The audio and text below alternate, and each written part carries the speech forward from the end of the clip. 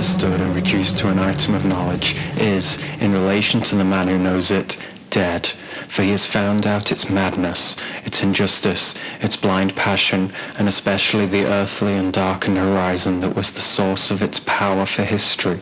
This power has now become, for him who has recognized it, powerless, not yet, perhaps, for him who is alive. History regarded as pure knowledge and allowed to sway the intellect would mean for men the final balancing of the ledger of life. Historical study is only fruitful for the future if it follow a powerful life-giving influence, for example, a new system of culture, only, therefore, if it be guided and dominated by a higher force and do not itself guide and dominate. Friedrich Nietzsche, on the advantage and disadvantage of history for life. I am Snow and welcome to the Cyberforest Speaks, where the roots and the circuitry are one, online at snowthegoth.com. Last time I gave mention to my notion of industrial heathenry, and again, listeners are encouraged to go look at my writing on that on my website. But there are two common and popular concepts, problems to my mind, that I see amongst pagans, occultists and the like, namely, appeal to history and return to nature. I'll start with the first. Pagans commonly have an issue with history. Now, there are a number of reasons for this. A sense of rootlessness is oft reported from pagans in the Americas, Oceania, and such, those outside of Europe. This can often feed into a sense of wanting to connect to something historical, whether genealogy with family tree research or looking into historical cultures whose religions they seek to draw from. The other big thing that I see feeding into this is pagandom's and occultdom's issues with academia. That cliche of show your sources is a cliche for a reason. On the one hand, too many and people are dismissed as elitist academics seeking to obfuscate things. Too few and people are dismissed as making stuff up. Modern religions, such as Wicca, heathenry, Thelema, and others, for that is what they are, modern religions, not some unbroken continuity of traditions that were hidden in secrecy as people loved to romanticize a decade or so ago.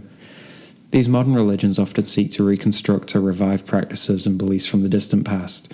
They look to the early medieval Norse peoples, the ancient Egyptians, the ancient Celts, the Romans, the Greeks, and so on, with what are very often romantic ideas of their lives, their societies, and this notion of a pre-Christian world. Regarding historically informed polytheistic traditions, consider heathenry and Cometicism. Now, both have issues with attestations and historical sources. The one, heathenry, is often considered to have too few, and so a religion has been formed in the modern day drawing upon the practices of the ancient and early medieval Germanic people that is riddled with holes. Whilst the other, Cometicism, has so many historical sources because of how literary Egyptian culture was and the cultures of Egyptians' neighbours were, there is an overload of information to sift through, and is entirely possible, and in my experience all too common, for two people proclaiming to practice Cometicism to wind up at entirely opposing views on a given topic because of what sources they examined and how those have been understood, analysed, and interpreted.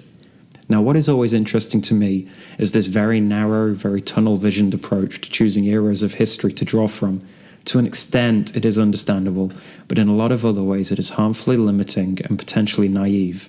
I will leave references and recommendations on the page for this episode at snowthegoth.com, but listeners are advised to look at, amongst other things, the works of David Frankfurter on the syncretistic religions of Egypt, the writings of Mark at Hovax and Plough regarding identity formation amongst modern-day pagans and heathens, and works regarding the tradition of the magical papyri in the ancient Near Eastern world, where Judaism, early Christianities, Hermeticism, and ancient Hellenistic and Kemetic religions coexisted and intertwined. The Greek magical papyri, Demotic magical papyri, and Coptic magical papyri, oft abbreviated to PGM, PDM, and PCM respectively, stemming from their names in Latin, show references to deities, spirits, and divinities mentioned in the different traditions and cultures who were neighbouring each other at this period.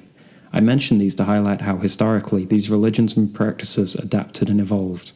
Historians and scholars often suggest that the Renaissance began in Western Europe with the arrival or rediscovery of ancient Greek philosophy, which arrived there second, if not third hand, as a result of interactions with the Arabic world surrounding trade and various crusades.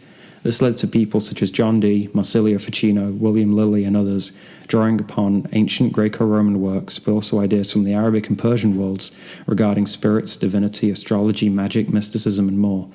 There is a strong argument that the revival we have today of these practices, religions, beliefs may well have not happened or would have happened very differently, were it not for this wave of people at this point in history.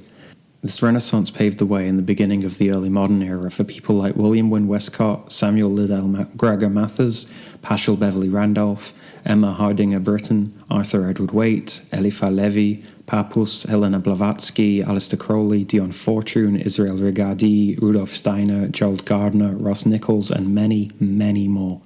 Now, each of these names began, continued, or influenced a different lineage in modern-day pagandom or occultdom. Scholars, or the scholarly amongst you, may be thinking, but they got XYZ wrong, and you may well be right, but consider, without them, would we have XYZ at all? We can take the view that they were doing then what we are now, albeit we perhaps have more rigorous and informed historical scholarship and more of an awareness and appreciation of other cultures. But these people sought out what interested them, what they were drawn or led towards, and made what they found work for them, when and where they were living, in many ways. That is not to say these people were any kind of exemplar or bastion for morality or decent ethics, but neither is any particular wave of people at any point in history, including now. Consider how widespread tarot is. Tarot comes from playing card games during the medieval and Renaissance periods in Europe as much as from a long history of drawing lots, reading signs, and interpreting symbols that stretches back into the mists of earliest history. But tarot, as it is commonly thought now, comes from the Waite-Smith deck. Yes, I said Waite-Smith and not Rider Waite-Smith because Rider was the publisher, whereas Arthur Edward Waite was the author and Pamela Coleman Smith was the illustrator. The Waite-Smith deck was first published in 1909 and drew heavily upon the works of Eliphas Levi and the symbolism of the Hermetic Order of the Golden Dawn. Yet how many pagans and occultists today, who would otherwise disagree with things from either Levi or the Golden Dawn, find no issue with using the Waite-Smith or Waite-Smith-inspired tarot, and this is far removed in the conscious thought of our communities from the 14th century practices of cartomancy found in the Italian peninsula. So whilst pagandom and occultdom have this obsession with historicity, historical accuracy, and trying to solely rely on attestations, there is also a lot of serious cherry-picking going on as to what is acceptable, what is unacceptable, and what we turn a blind eye to. Now for the return to nature problem.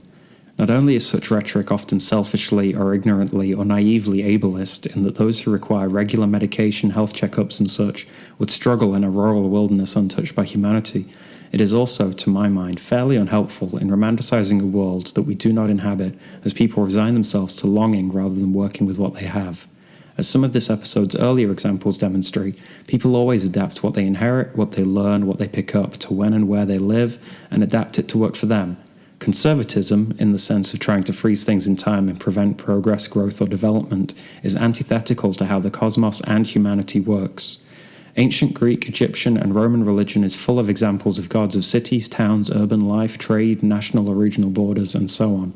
Just as we can see if we look to various more global traditions, how people adapt older native or indigenous ideas to fit cities, skyscrapers, and such. I've often provided the fairly amusing example of how it makes no sense for a god to be a mighty entity worthy of worship, veneration, and respect, to be able to bless us, to understand us, to guide and support us. But then once it sees a sign saying, "Welcome to London," or "Now entering New York," it suddenly changes its mind and turns back because concrete is some kind of divine repellent. As the notion of the cyberforest hopefully demonstrates here, I am far from opposed to modernity and quite like living in 2024. It is not a perfect world by any means, but neither was the world perfect at any other point in history.